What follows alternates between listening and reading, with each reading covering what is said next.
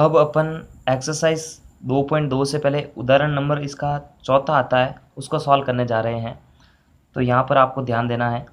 तो ये कह रहा है एक द्विघात बहुपद ज्ञात कीजिए जिसके शून्यकों का योग तथा गुणनफल क्रमशः -3 और 2 है।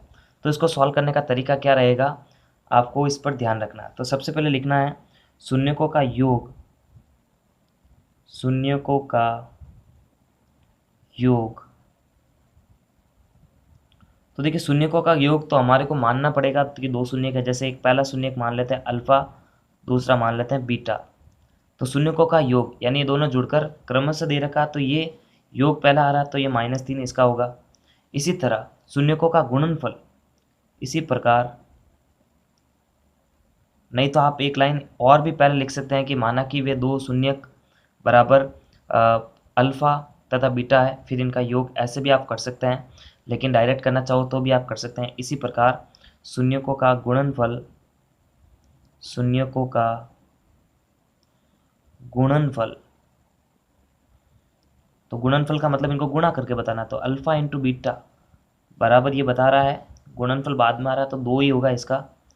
अब देखिए अगर द्विघात बहुपद ज्ञात करना है और हम जानते हैं कि जब शून्यकों का योग दे रखा है और शून्यकों का गुणनफल दे रखा है तो द्विघात बहुपद ज्ञात करने का सूत्र क्या रहता है। तो ये छोटी सी लाइन लिखनी है।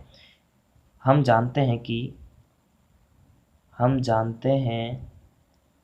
कि शून्यकों का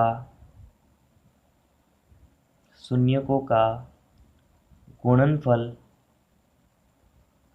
तथा योगफल देने पर द्विघात बहुपद